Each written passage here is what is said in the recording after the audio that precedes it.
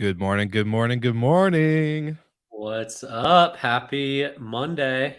Yeah, happy Monday. A beautiful weekend. Getting a little bit of paint all over me. It's been a phenomenal time. I love DIY. I can't wait to own a home someday. Come on, buddy. Anytime. You can stay here as long as you want, as long as you're knocking out projects. Perfect. Sounds great. Provide the beer and the pizza and I'll be good. Be good to go all day. Standard. Um how's your weekend, my friend? It was good. Good. The the summer days are waning, which means students are back in my town, which means the town's a lot busier. Mm. So living in a college town is great when students are gone because it's just empty, but Yeah. students are back. So it is what it is. Welcome back, students. Yeah, Congrats, welcome parents, back. to getting the kids back out of the house. Sounds great. Well, outside of the weekend, we had a great week last week. Brandy Canali debuted on the show as our co-host. So really good episode. We dove into a lot of the industry news, such as fundraising, and then of course some Airbnb policy changes that were sprung onto us that morning. So that was really fun to cover. And then this week we have a special guest who is the founder of Minoan. So Marc is going to be joining us here shortly in a couple seconds or maybe a minute, give or take. And really excited to jump into his background with e-commerce and then of course retail and now short-term rentals and combining all three of them.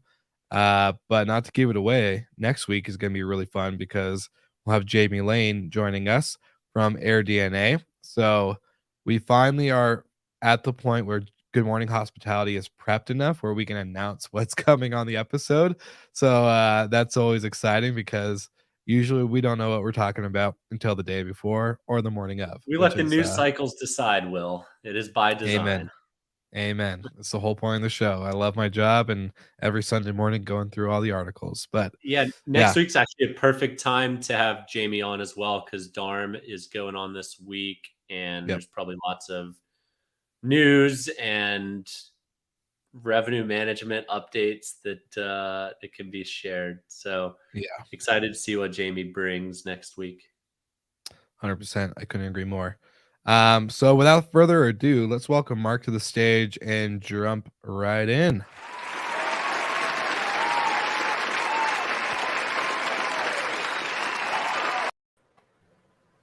Marc, Hey. welcome to the show.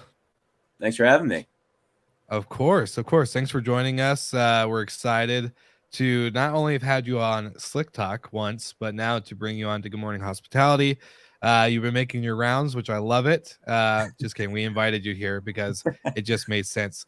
But before we jump into certain discussions and conversations throughout the episode, if you could, for our audio listeners and our live viewers right now, could you do a quick introduction?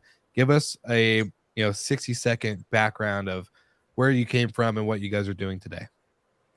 Yeah, so my background's in retail, e-commerce specifically. So I was an early employee at a company called Jet.com. Founders sold that business to Walmart for $3.3 billion. I then worked at Walmart for 2 years, working on the store or getting more familiar with the store side of the business. So working in Bentonville, Arkansas, doing sourcing trips to China. Had a realization that the best product experiences don't actually happen on screens the way they do in e-commerce. They don't happen on shelves the way they do in a Target or a Walmart, despite the fact that that's where 99% of retail occurs. It is on screens or shelves. Had my own experience at a short-term rental where, I slept on a mattress that was incredible. Really enjoyed the coffee machine I was using in the kitchen and some of the appliances, and realized there's a lot of value in those moments, and brands want to create those moments, and they're spending all this money on Facebook and Google to create those moments. But what about the moments that actually happen in the real world in these spaces? And basically just did some analysis. I was like, okay, well, for brands to really capitalize, for brands to feel good about that, you need to have some sort of data you can share back, like around clicks, conversion, customer pathing, sales. And so we built basically an entire tech platform where hosts and hospitality groups can establish brand partnerships and procure brands to bring them into their spaces and then make them shoppable to guests. And the whole idea really is, the traditional term in hospitality is FF&E and OS&E. I think when you talk to hosts, it's more just furnishing, but it's about turning that line from a cost center to a line that generates revenue. So it's like, well, if you're buying a mattress, and then you're selling those mattresses and you're getting commission every time, if you sell 3 mattresses over the course of 4 or 5 years, that mattress pays for itself. And so it's like, okay, well, can you do that for every line item? And I'm probably over a minute, so I'll stop myself. But that's sort of what's behind what we do. Yeah.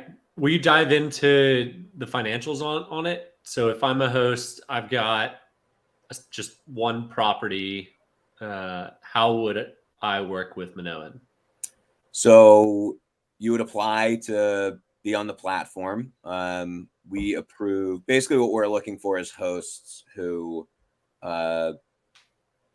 take furnishing their property seriously. So it's not all furniture from like the 70s that their grandparents have, like that they really want to deliver a hospitality experience. If you're approved, you get access to the platform. You'd have discounts from 200 brands, everyone from like Article, West Elm, Pottery Barn, Crate and Barrel, Caraway, Public Goods, OXO, everything from the kitchen, living room, bathroom. And then once you buy everything, we basically pipe everything into a shoppable experience. It's almost like you can think of it as like a Shopify store that's tailored to your property with images from your listing and the actual products in. We'll send you one of these little things that you can set up, and then guests will scan it, and then they can browse and buy the products that they're actually using during the stay. So for you, it's just one place where you can buy products all in one place, see tracking, see how much you're saving, and then see the commissions you're collecting basically as we sell things. So it's a partially a place to purchase items at discounts and then partially a place to monetize items purchased. Yeah. I mean, we think it's all connected. Basically, our perspective is if you're a hospitality professional, you're creating really meaningful moments. And, those moments are priced in the market. We all think of ourselves as playing in the experience economy, and we are. But there's also the attention economy, which is just as large, if not larger. I mean, the monopoly on the attention economy is Google and Facebook, who print tens of billions of dollars every quarter. We think there's a subprime attention crisis, basically meaning that the value of that attention on Instagram or Facebook is not nearly as high as it's priced, and that the real value of attention is in these intimate moments that you're providing. So that's why we connect both sides. We're basically couldn't agree more on that one. It's not priced in. It's not priced in. So you're paying too much for what you're buying, and you're not getting credit for those moments on the back end. And so that's why we do the two together. But we really focus on the procurement sort of upfront and making that as easy as possible. Like the amount of, it doesn't matter how sophisticated the hospitality, it's one host or a property management group with 100 properties or hotels that have hundreds of properties. It just seems like everyone's tracking things in Google Sheets or emailing reps to order stuff. And it's like,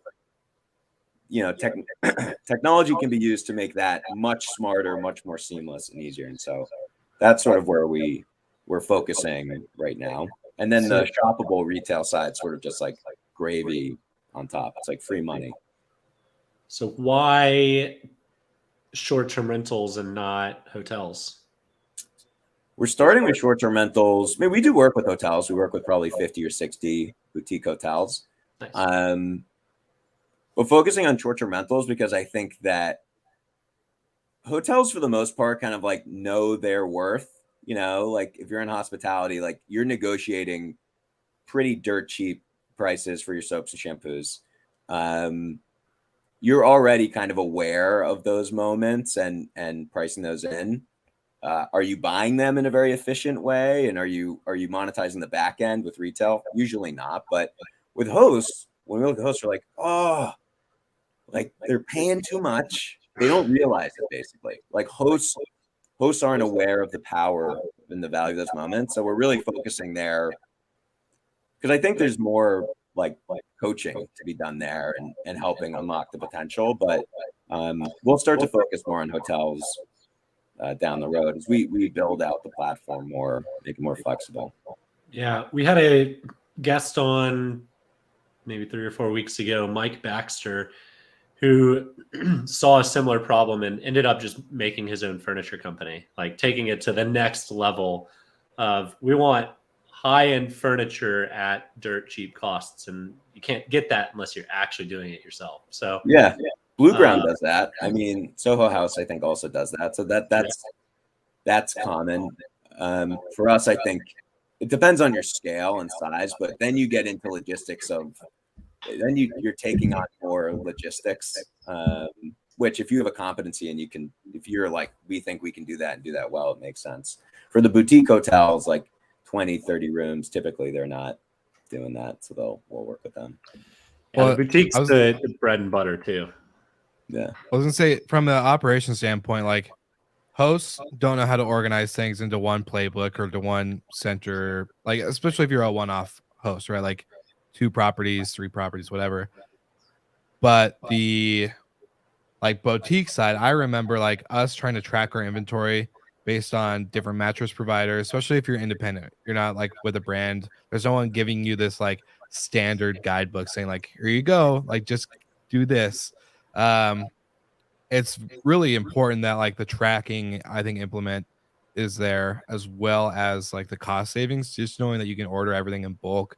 I think when you and I talked once before, there's like a checklist, right? You can copy and paste. So if you have a simple design for multiple properties, let's say you have a multifamily, unit, you can copy and paste that, right, for each order. Yeah, exactly. I mean, if you're furnishing like a 2-bedroom from scratch, you need to order 180 items. Yeah. Like the kitchen alone is like 50. I mean, it's like silverware, flatware, pots, pans, glasses, wine glasses, regular glasses, appliances, colanders, spatulas. So yeah, so for us, it's like, here's what you need to buy. Here's a bunch of different options of places you can buy it from. Here's what we can save for you. Here's when it'll be delivered. Here's how much you'd save. It's like, it basically just allows you to stay on time and on budget, which is hard to do if you're doing it in a very fragmented, especially in email and text. The issue with hotels that I saw, because we start with hotels, is like GM turnover is a problem for a lot of hotels. And a lot of this information is in the mind of the GM, where the GM wants to put their own, I worked with this sheet, I worked with this linen company and they're great, so I'm going to move them here. And it's like, I remember talking to, I won't name names, but I remember talking to a hotel and just trying to get a sense of like what they need in their inventory. And like, they're like, I don't know, Jack did all that and he left. So I don't know where, what, and it's just like, having all this in a system where there's continuity, you can see how much you order, you can see, that really, it's just an organizing principle that can really take you far. It's funny that Will, your first thought was towards organizing the operations, where mine was the exact opposite side of the marketplace, which is like, how do I monetize my spoons, right? Yeah.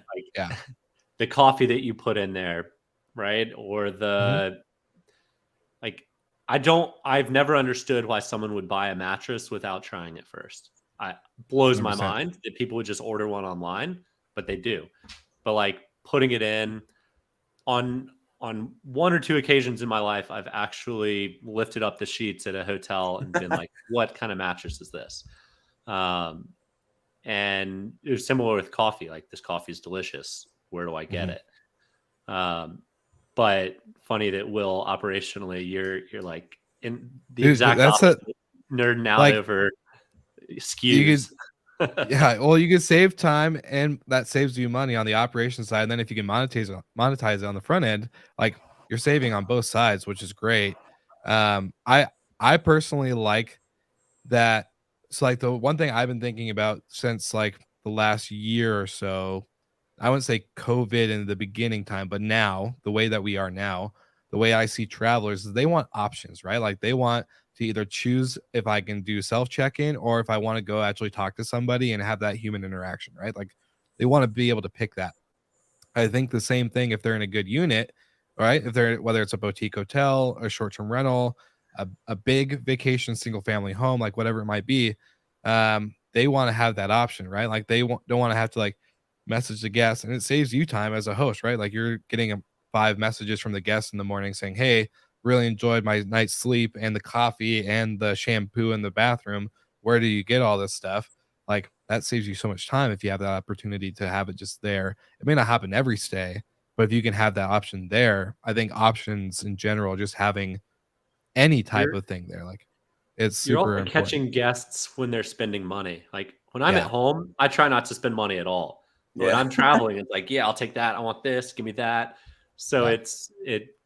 you're catching them in a buying state of mind, not a money saving state of mind. There's so 100%. many, without exposing my inner geek too much here, like there are so many psychological principles that make you trying products in a short-term rental or a hotel room the best, by the book, by the research. It's the best environment for shopping.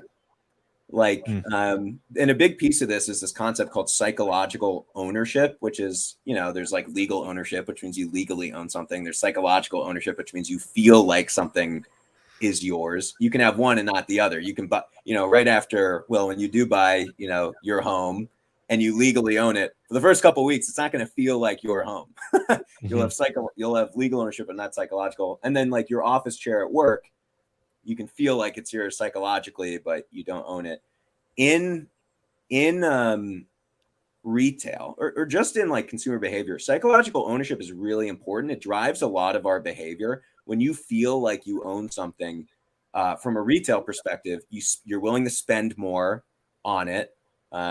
Your conversion rate's much higher. Your like likelihood of remembering that experience is higher. Mm. And so in these Airbnbs or these hotel rooms, like you've paid to be there. So when you're in that property, like it does feel like everything's yours. You're like, no, this is my bed. This is my TV. These are my appliances. And so they're prime, and but like it's a gold mine for these brands. It's like, this is where you want to be, Instapot, Keurig, whoever. This is a perfect environment for you.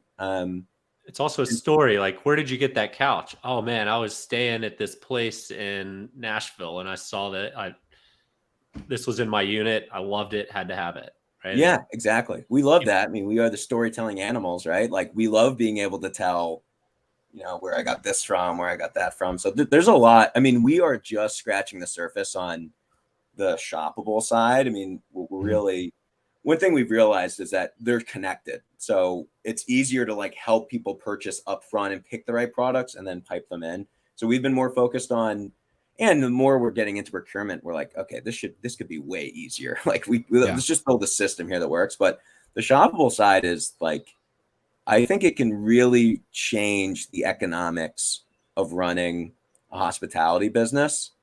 We call that native retail.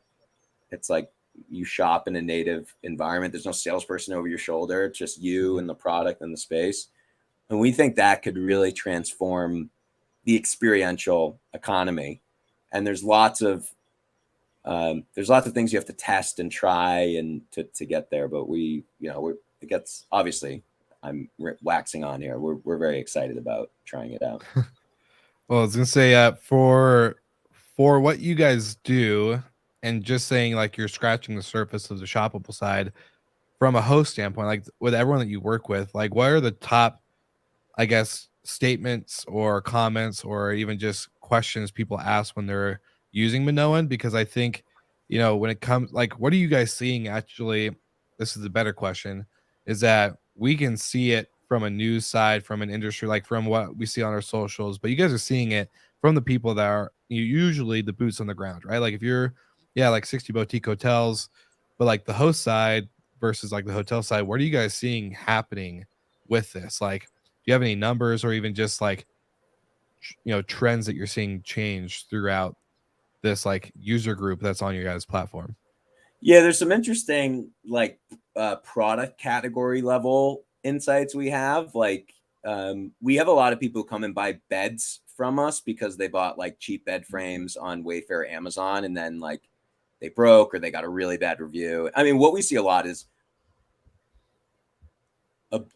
something purchased that doesn't hold up or isn't good triggers a bad review. The bad review triggers some urgency, and people are like, we need we need new outdoor furniture. We need beds is a big one. So like we see it's sort of like buy nice or buy twice. Like get a nice sturdy bed.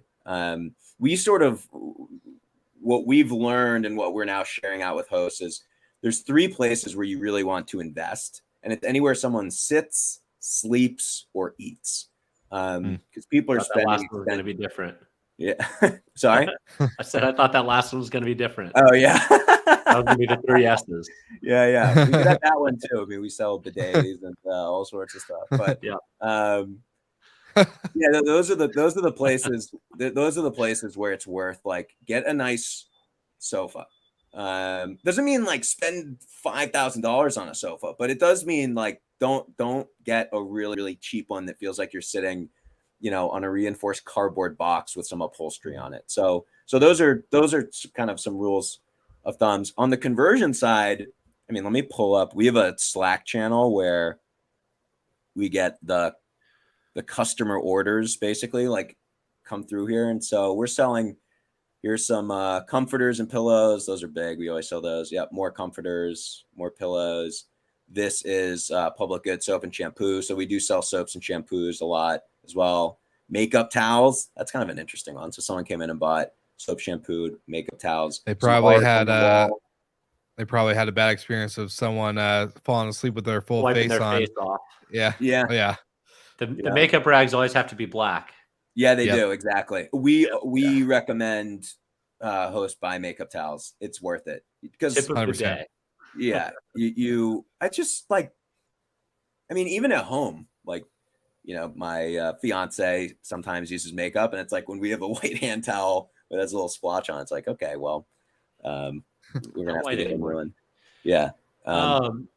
We're selling all sorts of stuff. Mattresses. I'm just scrolling through it. Mattresses, pool floats, ceramics. Yeah, plates and mugs. So it's interesting. You never know where inspiration is going to strike on the property. The weirdest one is we had someone order a bunch of hanging hooks. So someone ordered these like kind of unique looking hanging hooks that they installed in the doorway that you'd hang shirts on. And yeah, someone bought like 4 of those. I was like, well, I was borderline whether or not we even add these. I was like, are we going to add these? It's kind of a weird thing to put in there. And then lo and behold, So there's really just in the past 12 months, I'd say 4 or 5 other companies, maybe not direct competitors, but playing in the same space. One, why do you think so many people kind of came to the same conclusion at the same time? And 2, what's different about Minoan than the 4 or 5 that I think both of us kind of know the names of? Yeah, I think that a few things have driven the interest here. Obviously, the short-term rental industry has been on a tear, and that's not just attracting more businesses, but it's also, as you guys know, attracting a lot of institutional money. Like there's lots more institutional money flowing in the short-term rentals than before.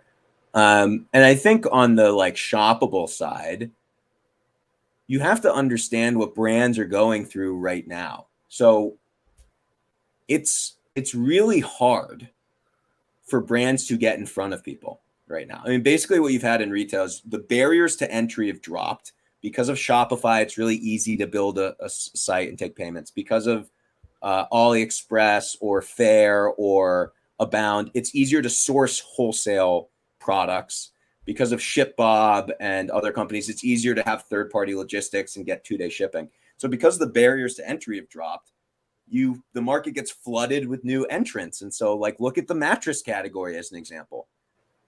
10 years ago, there were like 10 mattress in a box brands. There are like probably 20 mattress brands. I read a report the other day that said there are 400 mattress in a box brands now.